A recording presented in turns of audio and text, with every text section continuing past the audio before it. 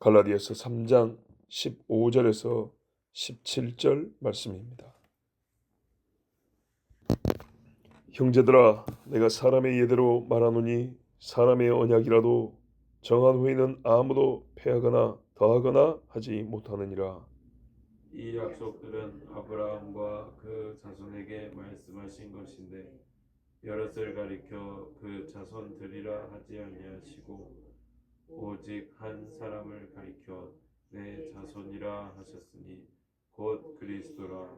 내가 이것을 말하노니 하나님께서 미리 정하신 언약을 430년 후에 생긴 율법이 폐기하지 못하고 그 약속을 헛되게 하지 못하리라. 아멘.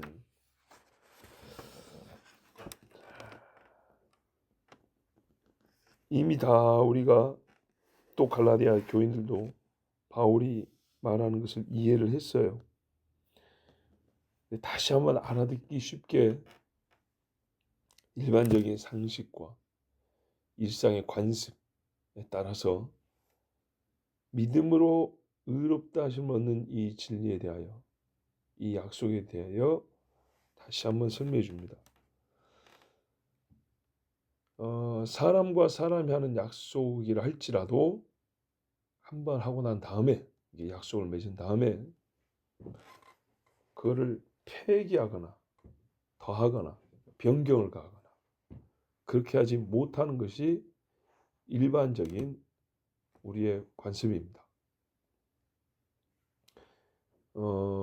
이게 굳이 뭐 글로 돼 있지 않아도 이게 인간사의 질서입니다. 삶의 안정성을 위한 최소한의 뭡니까요? 서로의 신뢰관계입니다. 자꾸 약속을 해놓고 자기가 먼저 없던 걸로 한 사람하고 무슨 믿음을 가지고 살 수 있겠어요?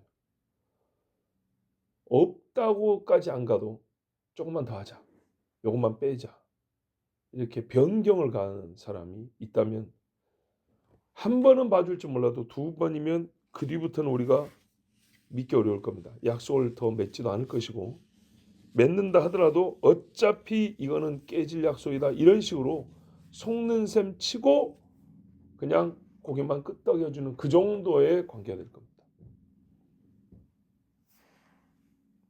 밥 먹자는 약속 정도도 패하거나 더하거나 하면 됐다 할 겁니다.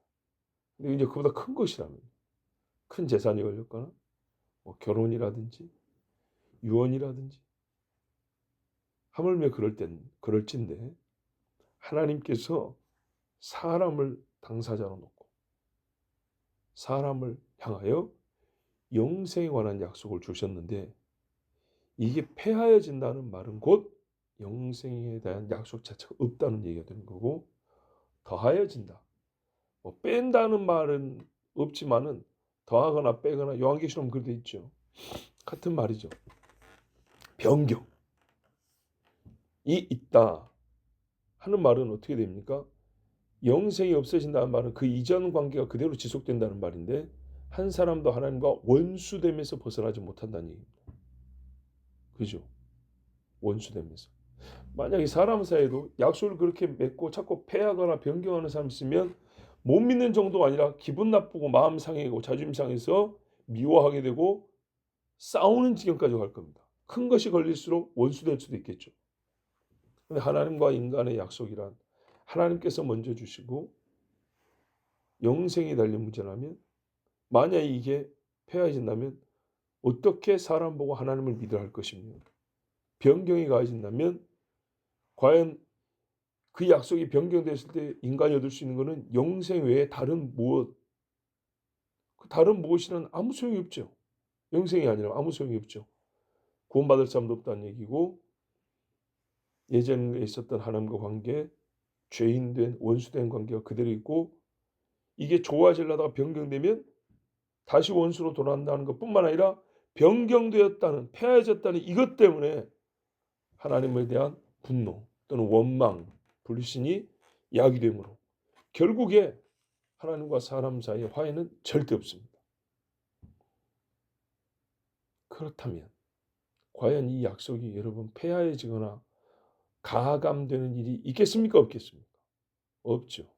사실 우리가 이제 신학적으로는 영원하신 하나님이니까 한 번 맺은 일에, 한 번 하신 일의 효력은 하나님이 하신 모든 일은 영원성을 갖고 있기 때문에 그 자체가 폐하해지거나 가감이 불가능하지만 이런 상식적인 인간사를 가지고 갖다 대어 봐도 하나님의 약속들, 이 앞에 있는 것들입니다. 굳이 다 언급하지 않아도 이게 변경된다는 말은 우리 구원이 없어진다는 얘기인데, 그러면 과연 누가 하나님과 화해되었다 할 것이며 바울이 이런 편지를 쓰는 것 자체가 불가능하겠죠.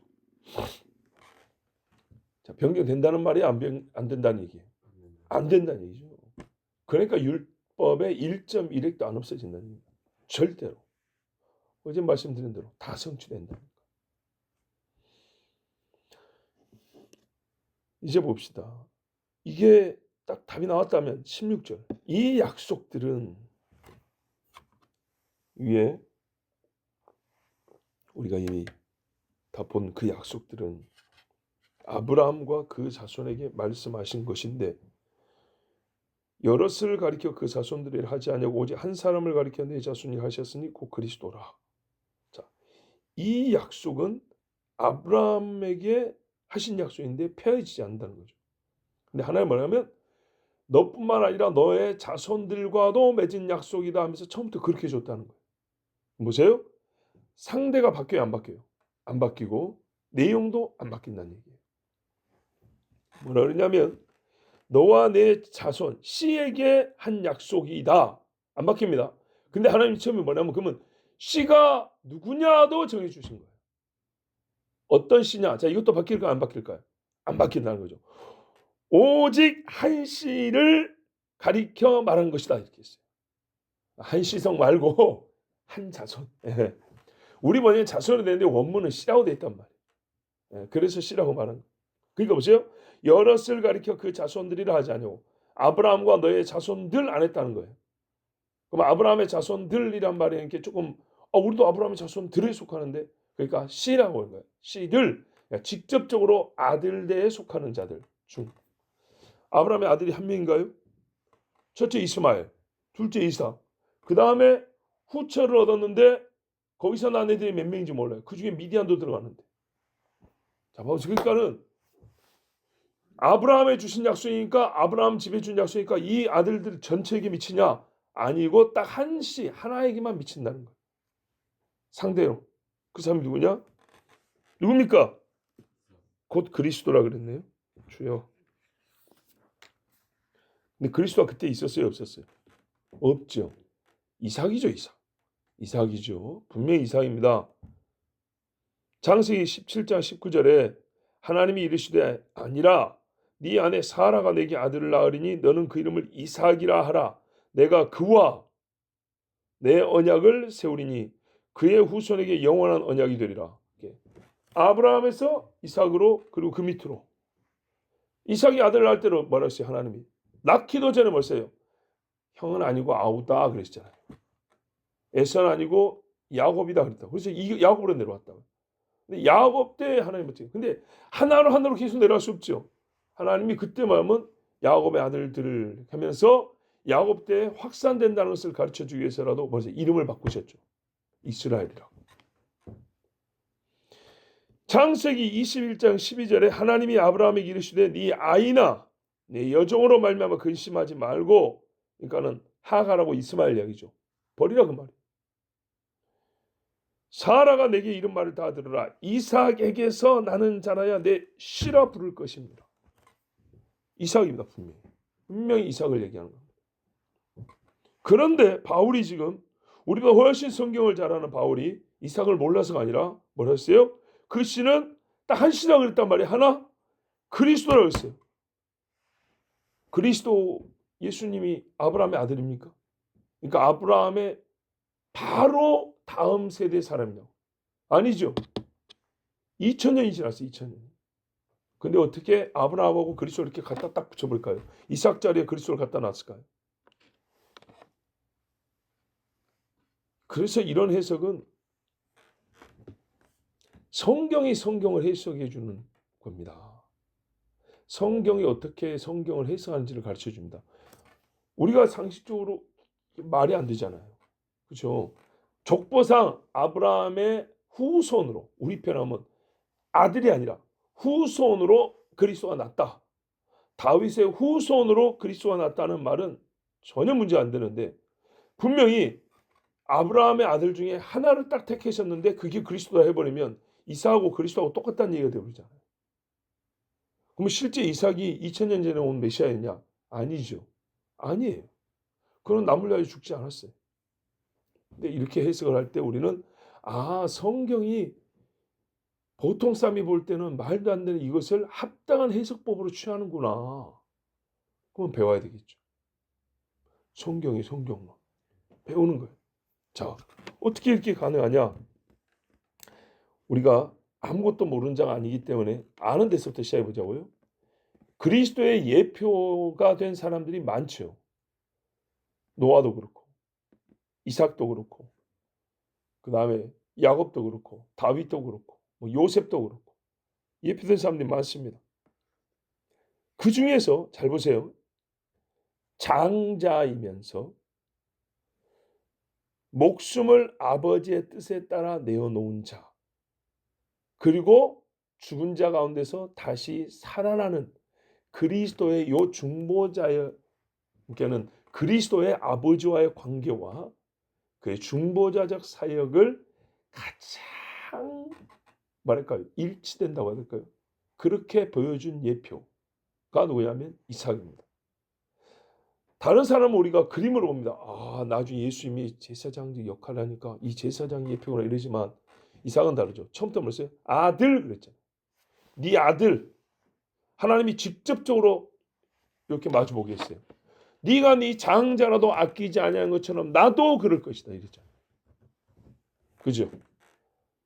요셉을 듣고 말하기를 요셉이 팔려간 것처럼 나도 내 아들을 팔 것입니다. 그런 말 했나요? 그렇게 안 했죠.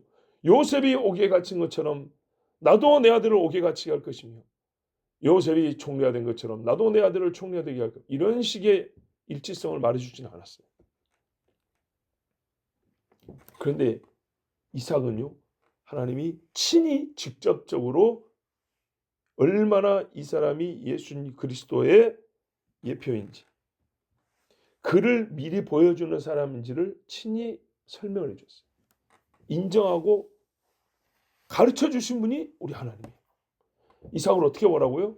장차 보낼 내 아들로 보라고. 얘를 보면 내 아들을 알 수 있다. 내 아들이 할 일이 무엇인지 얘를 보면 알 수 있다고 그렇게 가르쳐 준 사람이 이삭이에요. 예표 중에서도 가장 직접성을 가진 사람. 뭐랄까요? 아들됨과 그 아들의 죽고 삶에 대하여 우리가 믿음으로 의롭다함을 얻는 일에 있어서 근거를 마련한 그리스도의 사역, 그리스도의 정체와 사역을 가장 잘 보여준 자가 이삭이란 말이에요. 그걸 보여주려고 하나님이 하라 하시는 정도로 생각이 들 정도 그런 사람. 그래서 바울은 곧장 이삭으로부터 그리스도를 아브라함의 유일한 씨로 이끌어낼 수 있었던 겁니다. 이해가 되시죠? 하나님이 그리스도 보여주려고 이렇게 했구나 할 정도였어요. 이삭의 전체 인생을 무시하는 게 아니고요. 약속에 있어서 우리가 정말 약속의 핵심인 본질인 그리스도를 알게 하려고 하나님이 또한 이 사람을 쓰셨구나라는 걸 알 수 있고, 아브라함에서의 이삭인 곧 하나님에 있어서는 그리스도라, 이렇게 우리가 바로 서로 마주하여 볼 수 있게 그렇게 해준 사람이 이삭이었어요. 내가 이것을 말하노니, 자, 이삭으로 장차올 그리스도를 보게 하신 일은 하나님이 아브라함 생존 시에 보여주신 일이었어요. 내가 이것을 말하노니 하나님께서 미리 정하신 언약, 미리 정하신 누구에게? 지금 요 일을 말하는 거죠. 아브라함의 미리 정하신 언약이에요. 네 씨 한 씨로 말미암아 구원을 주리라. 그리스도를 말미암아 구원을 주리라. 이 약속을 아브라함이 줬다고요. 그죠? 아브라함이 줬어요. 그리고 난 후에 뭐가 생겼냐? 430년 지난 후에 이스라엘이 율법을 받았어요. 여기서 참 중요한 사실을 아는데 아브라함이 하나님께 이 약속을 받은 후부터 430년을 카운트하면 율법 받은 때가 나온다는 거예요. 그 출애굽 이후잖아요. 직후잖아요. 출애굽한 때가 나와요. 아브라함이 주전 1900 거의 2000년쯤에서 1800년대까지 살아. 그럼 430년 빼면서 1400년대 나오죠. 거꾸로니까. 1400년대 이해되죠? 근데 현대 신학자들은 1200년대를 주장해요. 성경의 연대와 다르게 200년을 더 뒤로 밀어버립니다. 왜 그럴까요? 뭐 전에도 가끔 말씀드렸지만 일단은 성경대로 안 믿기 때문입니다. 보세요. 명확히 이렇게 숫자가 나왔잖아요. 그리고 나중에 솔로몬이 성전 질 때 뭐냐면 출애굽 후 몇백 년 이렇게 또 나옵니다. 그것도 안 믿는 겁니다.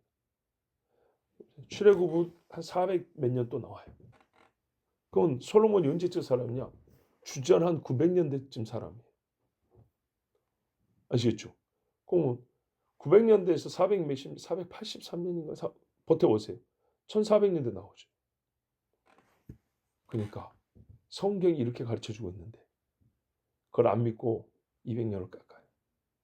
좀 복잡하지만 분명히 현대신학은 주류가 그렇게 가르치고 있습니다. 안 맞죠? 성경 자체를 안 믿는 거예요. 숫자가 좀 틀린 정도가 아니에요. 그건. 자, 분명히 출애굽은 아브라함이 약속을 받은 후 430년 후에 일어났어요. 왜 율법은 출애굽하고 1년이 안 지나서 받은 거니까. 같은 해에 받았으니까. 그러자 유월절하고 오순절을 받았잖아요. 오순절.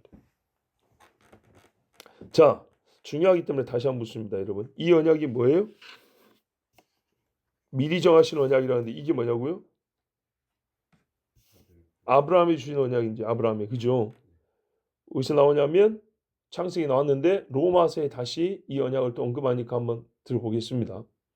로마 4장에 보면 잘 나왔는데 23절에서 25절만 읽어드리면 그에게 의로 여겨졌다 기록된 것은 그러니까 아브라함이 여호와를 믿으니 이것을 그의 의로 여기신다 했죠. 요 믿음으로 의를 얻는다는 요 말씀부터 시작된 이 언약, 요 언약은 기록된 것은 아브라함만 위한 것이 아니요 의로 여기심을 받을 우리도 위함이니 분명히 이는 한씨 이렇게 이삭으로 내려간다 했는데 여기서 우리는 뭐예요? 로마인, 갈라디아인 다 들어가잖아요. 이방인들. 보세요. 이게 참 재밌어요. 곧 예수 우리 주를 죽은 자 가운데서 살리신 이를 믿는 자니라. 뭐 이제 저를 봐보세요. 이게 아브라함이 주신 약속이고 이게 이삭으로 내려가고 이삭 이렇게 내려가는데 지금 로마서는요. 아브라함과 현대의 우리를 바로 이렇게 연결시켜 버린 거예요. 약속의 당사자, 약속의 효력을 누가 받냐 할 때 아브라함부터 이삭으로 차근차근 내려와서 쭉 내려가는 그거 뭐 당연한 것인데 우리가 예수를 믿는다면 곧장 마치 이삭이 된 것처럼 아시겠어요? 바로 아브라함하고 이렇게 맞닿아 있는 이런 언약의 당사자라고 지금 말하고 있는 거예요. 제가 이렇게 지금 설명해드리고 또 이렇게 눈에 보이게 이렇게 해드리는 것이 얼마나 중요한 사실인지 봐보세요. 아브라함이요 당시에 믿음으로 의롭다함을 얻었어요. 그리고 지금 우리가 예수님을 죽은 자 가운데서 다시 살리신 이를 믿는 자 의롭다함을 얻죠. 그죠? 근데 이 의가 봐보세요. 하나님이 아브라함이 주신 이 의가 곧 우리를 위하여 줬다 그랬어요. 우리를 위하여. 그러니까 우리가 지금 받은 의가 무엇인가 하려면 아브라함을 봐야 된다 그랬죠. 우리가 받은 의를 기원이 여기에 있고 깨닫게 하려고 그것이 뭔지 깨닫게 하려고 지금 아브라함 이야기를 꺼내고 있어요. 앞에 이야기 단계적으로 역사적으로 이야기가 많은데 그걸 안 하고 바로 첫 시간으로 이렇게 연결했다고. 첫 시간으로 끌어놨다고. 마치 우리가 이삭의 자리에 나 있는 것처럼. 그리스도가 이삭의 자리로 우리가 이삭의 자리로. 자 여기서부터 우리가 여러 가지 참 은혜로운 생각들을 많이 할 수 있는데 오늘 본문의 핵심으로서 딱 한 가지만 짚어드리면 이겁니다.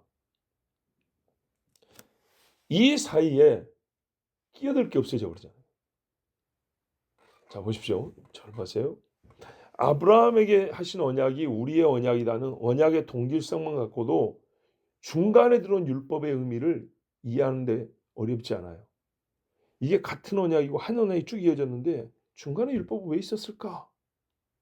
그리고 율법이 이거를 깨지를 못하나요? 왜? 지금까지 이 약속이 계속 이어져 있잖아요. 그죠? 이 약속이 없어진 게 아니라 예수 믿는 우리에게 주신 약속이다. 로마서 보세요. 아브라함이 주신 약속이 예수 믿는 우리에게 주신 약속이다. 갈라디아서도 지금 요 이야기 하려고 지금 이 이야기 아브라함 이야기 꺼낸 거죠. 그죠?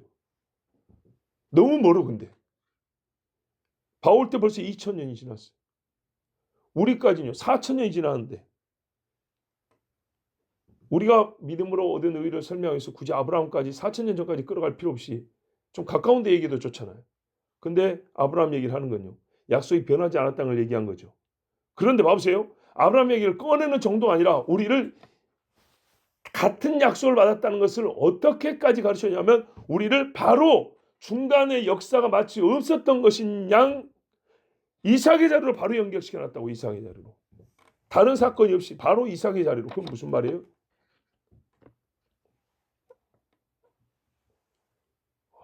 그게 무슨 말이냐. 애시당초 중간에 뭔가가 끼어들 시간적 여유도 안 주는 거잖아요.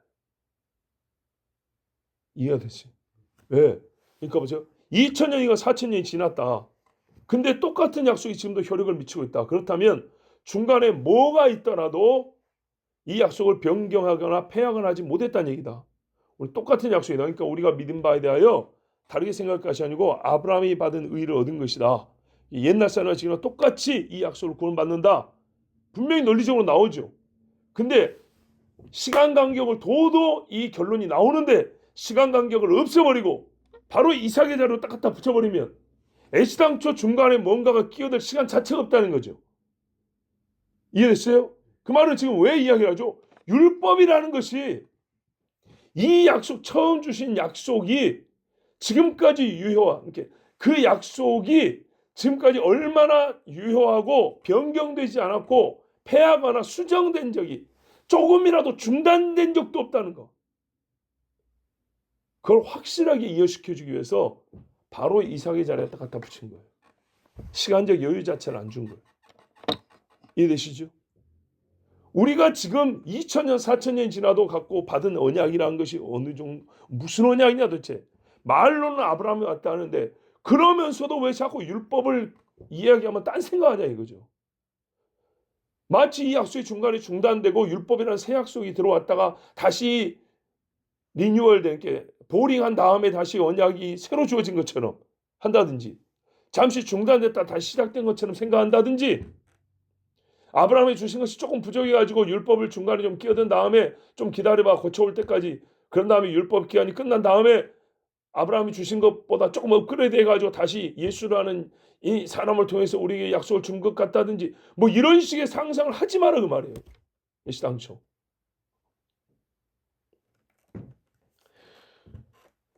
율법이 중간에 끼어들어서 뭐 아브라함이 주신 약속을 방해하거나 장애물이 되었다거나 그런 일 자체가 없어요. 바로 우리는 이삭의 자리에 있는 사람입니다. 그리스도가 이삭의 자리에 있고 이해됐죠? 그리스도가 이삭의 자리에 있으니까 그를 믿는 자는 바로 이삭의 자리에 있다는 거예요. 이 정도로 같은 약속. 그 어떤 것도 끼어들 틈도 없고 끼어든 거를 전제로 해가지고 이 약속에 대해서 해석할 일이 없다는 거예요. 그럼 율법은 이 약속에 대하여 장애를 미칠 수 있나요? 없다는 거예요. 스크래치 하나 낼 수가 없어요. 그러면 하나님의 영원성이 말이 안 된다니까. 어떤 류의 어떤 정도의 변화나 변경이나 장애물이 절대 될 수 없다는 겁니다. 율법은. 믿으시면 아멘 합시다. 그러면 도대체 율법은 왜 준 거예요? 그러면 도대체 로마서에 가르쳐 줬잖아요. 율법으로는 죄를 깨달습니다. 봐보세요. 이해하기 쉽게 제가 딱 정리를 해준다 그랬죠. 이해하기 쉽게. 정리라는 말을 너무 이 하나님의 지혜와 놀라운 섭리가 들어있는 일. 사건으로 말하면 좀 복잡해요. 우리 몸이 인간이라는 두 글자로 이렇게 이름을 붙일 수 있지만 이 신경계와 혈류, 소화계를 보면 그 복잡성이 하나님의 지혜와 능력을 나타내 준 것처럼 단순하게 한 약속이지만 이 한 약속이 여기까지 이어져 오는 데는 정말 복잡한 많은 사건들 속에서도 하나님은 능력과 지혜로 이렇게 이루어오셨단 말이죠. 그래서 정리라는 말이 하나님의 은혜와 지혜를 파악할 수 있는 복잡성을 너무 무시하는 것 같아서 잘 좋아하진 않지만, 그래도 정리를 하자면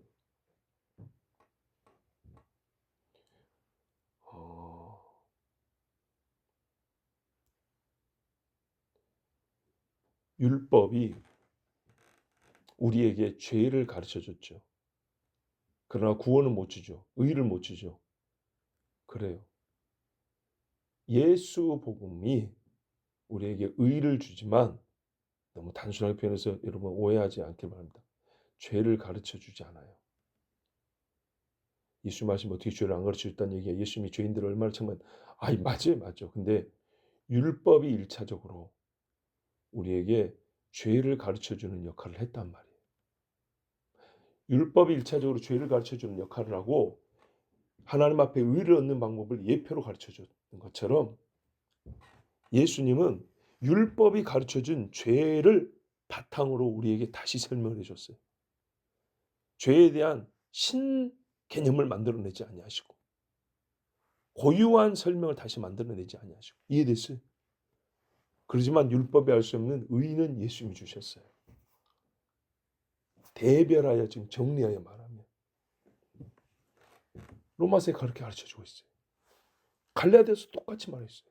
이렇게 말하면 반드시 나올 질문이 뭐냐면, 그러면은 율법이 왜 주어졌는데 율법이? 그래서 여러분 나오잖아요. 어디 나와요? 어디 나옵니까? 19절, 20절. 그죠? 율법은 뭐냐? 범법함으로 더해진 것이라. 범법아요? 이게 죄와 상관이 있구나. 하나님의 약속이 새로워지고 변경되는 문제가 아니고, 하나님 편의 문제가 아니고 우리 인간 편의 문제로 말미암아 하나님이 처음 주신 약속을 계속 지키고 그거를 우리에게 주시기 위하여 돕는 하나의 차원으로 준 거란 말이에요. 우리 인간. 이해됐죠? 그리고 이어지는 말씀 보면 이제 또 그 깊은 말씀의 뜻을 알 수가 있어요. 하나님 뜻을. 얼마나 하나님께서 정확하시고 우리를 사랑하신지 인간들의 무지에 맞게 맞추어서 깨닫게 해주세요. 여기서 할 게 뭐냐면, 하나님은 우리를 무지한 상태로 그냥 두시지 않아요. 예수쟁이는 그런 의미에서 똑똑해진다니까요. 세상에 첫째 하나님을 아는 거고요. 둘째 하나님을 잘 아는 거예요. 이거보다 똑똑한 일이 어디 있어요. 정말. 예? 그러므로 이 나라 교회가 율법에 대해 갖고 있는 이 관념이란 얼마나 비성경적이고 잘못된 것이었나. 곧 하나님의 약속에 대한 찌그러진 관념을 갖고 있습니다. 곧 하나님에 대하여 불완전 정도가 아니라 틀려먹은 생각을 갖고 있었나. 맨 끄트머리. 성경은 우리에게 복음을 가르쳐서 위로 올라가는데, 이 세대의 복음에 탁월하고 복음주의자를 하는 사람들 끄트머리만 붙들고 있다니까요. 끄트머리로 믿음으로 얻은 땅을 받고 우리는 아무것도 한 게 없어. 믿음으로 얻은 땅 받고 우리는 아무것도 하는 게 없어. 예수만, 예수님이, 예수 십자. 이러니까 뿌리가 없는 나무일수록 여러분 겉보기에는 클지 모르지만은 열매도 없고 힘도 없고 아름다움도 없어요. 항상 뿌리로. 우리가 보세요. 성경 표현도 옛적 선한 길 고든 길이라고 하는데, 이런 말만 표어로서 멋지게 붙들고 있지 말고 하나님을 알고 싶으면 처음으로 가라고요. 자, 그래서 여러분에게 신앙적 고민이 생길 때마다 제가 항상 돌아가는 사건이 있다 그랬죠. 이런 고민들은 인간 때문에 생긴 고민이거든요. 하나님 때문에 생긴 고민이다. 그래서 창세기 3장 인간이 하나님을 배역하고 타락한 그 에덴 동산의 사건으로 그래서 참 그 같은 본문을 여러 번 설교했죠. 5번 넘게 했죠. 왜냐하면 성경에 있어서 사람이 하나님 앞에서 하나님과 사람 사이에 있는 모든 일에 대하여 우리 죄로 말미암아 발생한 여러 가지 근심과 고민에 대하여 성경에서 말씀하는 바들이 이해가 안 되고 깨달지 않은 건 바로 나 때문인데, 이 기록 자체가 그 타락한 인간 때문에 생겼기 때문에 그 근본된 현장으로 한번 가본다고. 현장. 그러면 거기서 정말 많은 답을 얻을 수 있어요. 그 글 양을 보면 굉장히 짧은 이야기예요. 그런데 거기서 무한한 인간 이해가 나오고 하나님이 하신 일에 대한 해석의 단초가 거기서 다 나와요. 하나님이 누구신지 알 수 있는 이야기가 1장, 2장, 3장에 다 나와요. 야, 복음도 거기서 시작이 됐잖아요. 하나님 삼위일체 안에서는 영원의 시간 동안에 있었지만, 영원에 있었지만 우리 인간의 역사 중에 계시는 건 바로 3장이잖아요. 그러니까 거기서부터 그까지 올라가야 되는 거예요. 그러니까 히브리서에서 믿음의 사람 이야기할 때 아벨부터 시작하잖아요. 그렇죠? 바로 타락 이후부터 우리 인간에게 주신 약속의 실제로서 그 믿음으로 살던 사람 아벨 이야기. 자, 우리가 하나님에 대하여 잘못 알았음. 곧 언약관, 율법관에 대하여, 복음관에 대하여 잘못 알았음을 하나님 앞에 참 회개를 많이 해야 됩니다. 그리고 성경을 주신대로 봐야 됩니다. 주신대로 보면 오해가 없습니다. 그래서 하나님을 둘로 쪼긴 것 같은 그런 희한한 어떤 두 언약관 이런 거요. 정말 저는 격렬히 저항합니다. 정말 고라자손을 이렇게 말하지만 내 얼굴 못 봤지만 우리가 막 미워하고 혐오하는 것처럼, 소돔과 고모라를 혐오하는 것처럼 그런 식의 하나님 말씀 보는 눈, 하나님을 그렇게 생각하는 사람 너무 싫어합니다. 보세요. 한 하나님이 한 언약을 줬지 언제 두 개를 줬냐고. 분명하잖아요.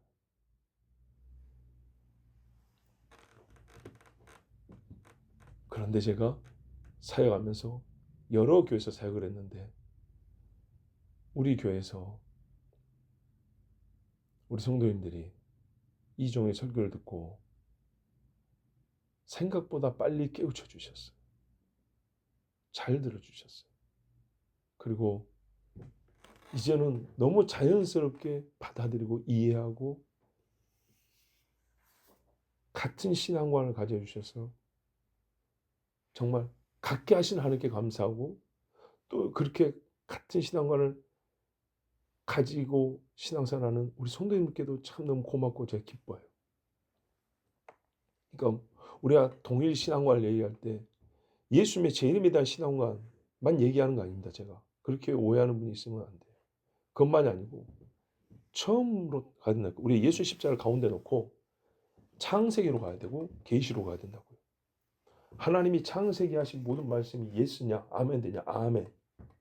그가 창조하셨고 인간은 성경대로 타락했고 하나님이 그때 타락한 인간에게 구원의 약속을 주셨고 그분이 동일하여 십자가 주시고 그분이 곧 똑같은 그분이 다시 오신다 했다. 십자가를 가운데 놓고 앞으로 창세기를 보고 뒤로 계시로 보고 한 분의 하나님, 한 분 하나님, 한 분 메시아로 이게 다 바라봐지고 설명이 되고 믿어진다. 이게 한 신앙관이에요. 예. 우리가 시간적으로 끄트머리에서 하니까 동일 신앙관 하면 자꾸 뭐 주님 오신다는 재림만 생각, 그게 아니라고요. 창조가 없으면 재림이 없어요. 첫 약속이 끝까지 유효하기 때문에 주님이 다시 오시는 것이죠. 저는 기쁩니다. 정말.